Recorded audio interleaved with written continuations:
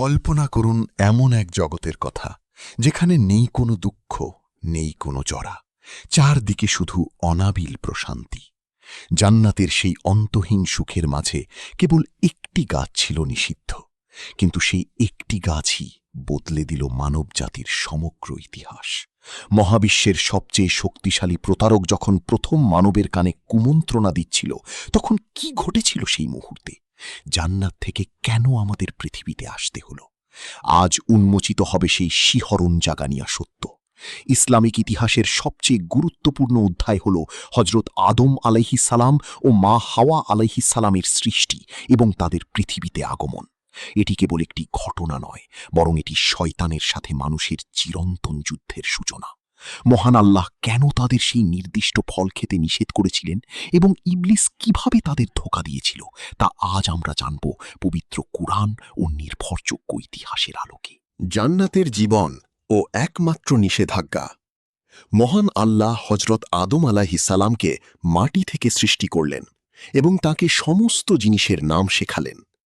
তাঁর একাকিত্ব দূর করতে সৃষ্টি করলেন মা হাওয়া আলাইহিস সালামকে।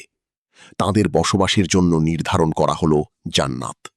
আল্লাহ নির্দেশ দিলেন, হে আদম, তুমি ও তোমার স্ত্রী জান্নাতে বসবাস করো এবং যা ইচ্ছে খাও, কিন্তু এই গাছটির কাছে যেও না। যদি যাও তবে তোমরা জালেমদের অন্তর্ভুক্ত হবে। এক স্বর্গীয় শান্তিতে কাটছিল তাদের দিন। জান্নাত থেকে বিতাড়িত ইবলিস হিংসায় লিপ্ত ছিল। সে কোনোভাবেই মানতে পারছিল না যে মানুষ আল্লাহর এত প্রিয়। সে ছদ্মবেশে আদম আলাইহিস সালাম ও মা হাওয়ার কাছে আসল। শয়তান অত্যন্ত দয়া দেখানোর ভান করে বলতে লাগল, আল্লাহ তোমাদের এই গাছটি থেকে দূরে রেখেছেন, কারণ এর ফল খেলে তোমরা ফিরিস্তা হয়ে যাবে অথবা চিরকাল জান্নাতে অমর হয়ে থাকবে। সে মিথ্যে কসম খেয়ে তাদের বিশ্বাস করালো যে সে তাদের পরম হিতৈষী।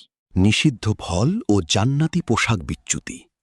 মানুষের সহজাত কৌতূহল ও শয়তানের ক্রমাগত প্ররোচনায় এক মুহূর্তের জন্য তারা সেই নিষেধাজ্ঞা ভুলে গেলেন।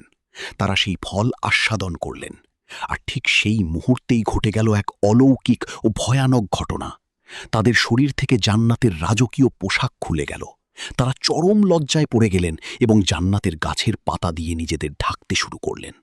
মহান রবের নাফরমানির অনুশোচনা তাদের হৃদয়কে বিদীর্ণ করে দিল। আকাশ কাঁপিয়ে আল্লাহর ডাক আসল, আমি কি তোমাদের এই গাছটি থেকে নিষেধ করিনি?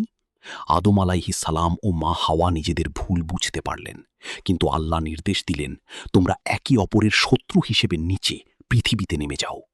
জান্নাতের সেই অসীম সুখ ত্যাগ করে তাদের নামিয়ে দেওয়া হলো এই নশ্বর পৃথিবীতে। ঐতিহাসিক বর্ণনা অনুযায়ী আদম আলাইহিস সালাম নেমেছিলেন সিংহলের শ্রীলঙ্কার সারানদ্বীপ পাহাড়ে এবং মা হাওয়া নেমেছিলেন জেদ্দায়। বিশাল এই পৃথিবীতে তারা একে অপরের থেকে বিচ্ছিন্ন হয়ে পড়লেন। অনুশোচনায় আদম আলাইহিস সালাম বছরের পর বছর কাঁদতে থাকলেন।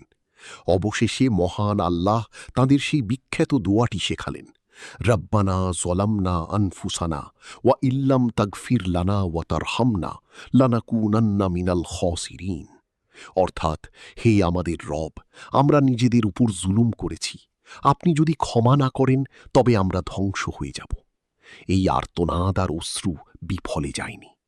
দয়াময় আল্লাহ তাঁদের ক্ষমা করে দিলেন এবং আরাফাতের ময়দানে জাবালে রহমতে তাঁদের পুনর্মিলন হল। হজরত আদম আলাইহিস সালামের এই কাহিনী আমাদের শেখায় যে শয়তান মানুষের প্রকাশ্য শত্রু এবং সে সবসময় আমাদের দুর্বল জায়গায় আঘাত করে। কিন্তু মানুষের শ্রেষ্ঠত্ব এখানে যে ভুল করার পর সে অহংকার না করে আল্লাহর কাছে তওবা করে। আজ আমরা পৃথিবীতে যে জীবন অতিবাহিত করছি তা মূলত আমাদের জন্য এক পরীক্ষা। আমাদের আসল ঠিকানা সেই জান্নাত, যেখানে ফিরে যাওয়ার জন্য প্রয়োজন শয়তানের ধোঁকা থেকে বেঁচে থাকা এবং আল্লাহর পথে অবিচল থাকা।